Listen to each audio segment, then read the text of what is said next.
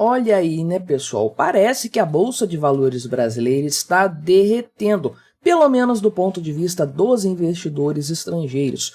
O gringo que olha para o Brasil e pensa assim, não é muito bom eu deixar o meu dinheiro parado nesse país aí, vou levá-lo para outro lugar. Então, no mês de outubro, que se encerrou agora há poucos dias, já temos os dados consolidados disso, então, no mês de outubro, os investidores estrangeiros retiraram 2,87 bilhões de reais da Bolsa de Valores no decorrer desse mês. E embora, de fato, aqui o total superávit do ano, né, o valor deste ano esteja superavitário, esteja positivo em 6 bilhões de reais, isso aqui demonstra um movimento contrário a esse padrão que estava acontecendo antes. Parece que o pessoal está ficando um pouco temeroso com a economia brasileira, né? Será que isso realmente procede? Será que o mercado financeiro está sendo muito pessimista com a nossa economia? Vamos olhar esses dados, vamos conversar sobre esses pontos. Mas antes disso, deixe o seu like, o seu comentário neste vídeo, se inscreva no meu canal se você ainda não for inscrito,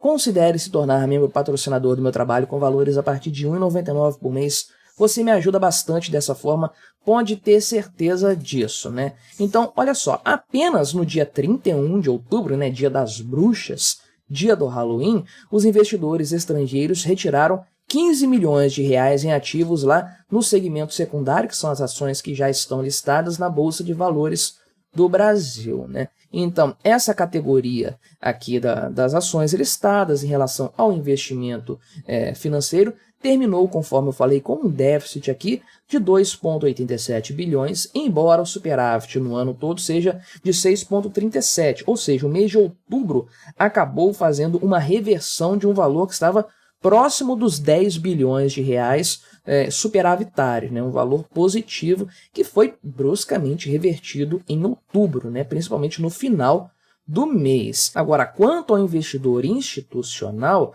no mês de outubro, essa categoria teve um déficit de 2,47 bilhões também nos investimentos. Retirou isso do total ali líquido investido nessa categoria específica, aumentando o déficit anual aqui, que sobe para mais de 30 bilhões de reais. Isso aqui um valor a menos no mercado financeiro, no mercado acionário brasileiro, né? Sendo que o investidor individual também reduziu sua participação na Bolsa de Valores no mesmo dia 31, aí, 61,4 milhões de reais a menos em apenas um dia, né? Embora haja um superávit para essa categoria também no ano acima de 10 bilhões de reais, né? Então, aqui, se considerarmos o dia 1º ao dia 25 de outubro, os investidores estrangeiros tiraram mais de 3 bilhões de reais da Bolsa. Teve uma leve correção para baixo depois nos dias seguintes, né?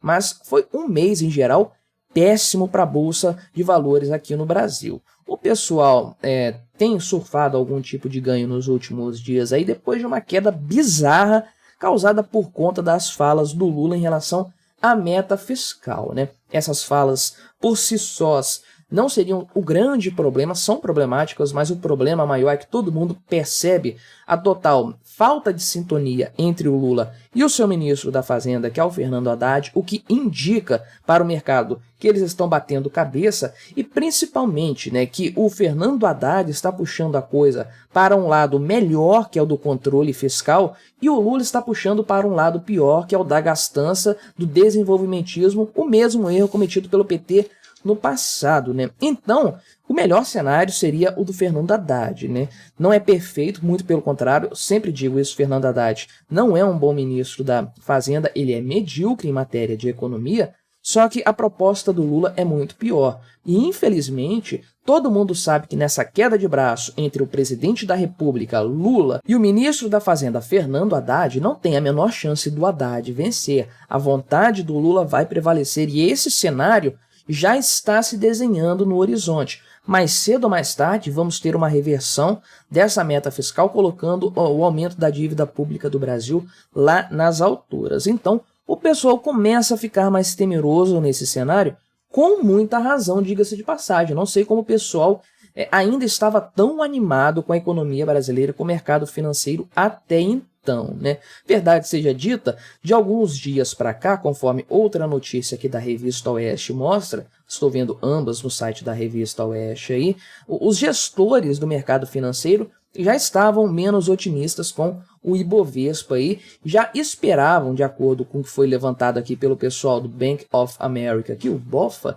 eles já esperavam uma queda no desempenho da Bolsa de Valores do Brasil nos próximos meses aí, sendo que aí, a maioria dos entrevistados pontuava o valor esperado do Ibovespa, do índice Ibovespa, aí, que é o que mede uma cesta de ações ali e tudo mais, entre 120 e 130 mil pontos até o fim do próximo ano. Isso aqui era uma previsão feita pelo mercado, né, uma média da previsão feita pelo mercado no finalzinho de outubro. Seria necessário, naquela época, aí, que o mercado acionário brasileiro tivesse uma alta de 12% até o fim do ano que vem.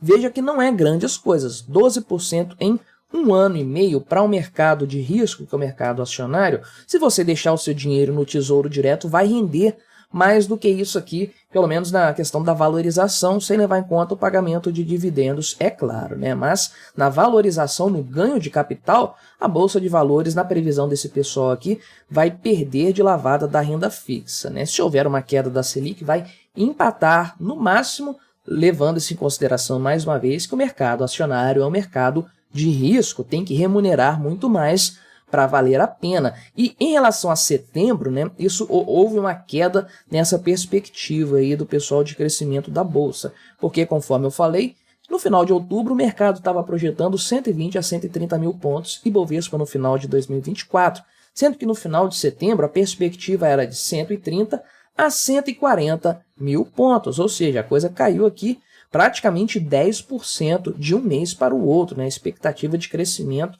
da economia, pelo menos no mercado acionário brasileiro. Isso, obviamente, reflete o pessoal analisando os dados da economia de forma geral, os desmandos do governo Lula na gestão econômica, na gestão da dívida, na meta fiscal, e eles colocam tudo isso na balança, né? Como que o país vai crescer com o Estado aumentando de tamanho, se endividando cada vez mais?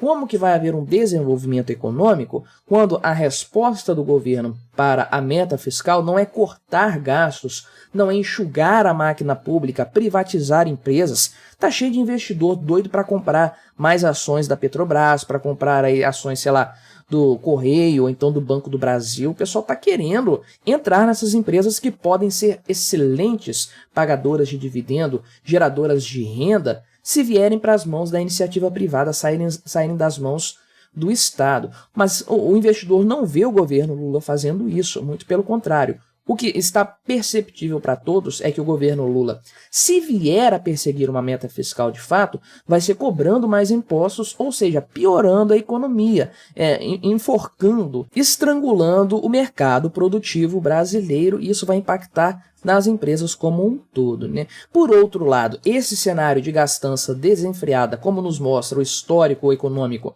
brasileiro e de qualquer país do mundo, isso leva a mais inflação. E se você tem um índice de inflação mais alto, em primeiro lugar, você tem rendimentos bons atrelados ao índice IPCA, que vão te garantir um ganho real acima da inflação, coisa que a Bolsa não tem como fazer. Aliás, uma Bolsa de Valores aí que te dá um rendimento de 5%, 6%, não está batendo a inflação, você não está sequer ganhando dinheiro nessa história, você está apenas mantendo o seu patrimônio estável, né? Então, você tem uma série de investimentos que ficam mais valorizados por estarem atrelados ao índice de inflação. Por outro lado, o Banco Central vai ter que começar a subir a taxa de juros e aí acabou a Bolsa de Valores, meu amigo. Se o Banco Central hoje voltar para o patamar de juros que estava há poucos meses atrás, acabou a Bolsa de Valores aqui no Brasil. Essa é a verdade. Ah, mas esse patamar estava antes e a Bolsa continua existindo. Beleza, mas o Banco Central sinalizou uma melhoria do cenário econômico, diminuindo a taxa de juros com consistência. Isso manda para o mercado um recado de que a economia está indo bem. Vamos tirar o pé aqui do freio, deixar a economia avançar um pouco com uma taxa de juros menos alta, né? Menos taxativa. E aí, se o Banco Central precisar reverter esse movimento em algum período aí, Isso vai implicar dizer, basicamente para todo mundo, que a economia foi para o saco, a inflação está fora de controle e o governo não sabe o que fazer. E aí o que vai acontecer com a Bolsa de Valores? Vai derreter, né? Os gestores aqui, inclusive, falaram que o valor de investimento do brasileiro mesmo na Bolsa de Valores só deve voltar para quando a Selic estiver abaixo de 10% ao ano. Estamos um pouco longe disso, né? Estamos aí na faixa dos 12, alguma coisa no momento, então vai demorar para chegarmos nesse patamar, se é que vamos chegar, porque estamos com o governo Lula aí, mais uma vez, no controle do país, no controle da economia, junto com o senhor Fernando Haddad, que, volto a dizer, é o ministro, no máximo, na melhor das hipóteses, medíocre, né? Então, o mercado financeiro como todo está acordando para a realidade. Os dados econômicos consolidados até o momento aqui já mostram os impactos, os efeitos da economia lulista, petista aí, do que das tomadas de decisões e tudo mais. Então o pessoal começa a colocar isso na balança e toma a decisão de tirar o dinheiro aqui do Brasil e levar isso para outro lugar, botar num título norte-americano que está com uma taxa de juros convidativa, enfim, fazer qualquer coisa a não ser deixar esse dinheiro aqui no Brasil para que o Lula e o Fernando Haddad não destruam esse patrimônio completamente. Mas o que você achou dessa história? Colabore com o nosso debate, se inscreva no meu canal se você ainda não for inscrito e até a próxima.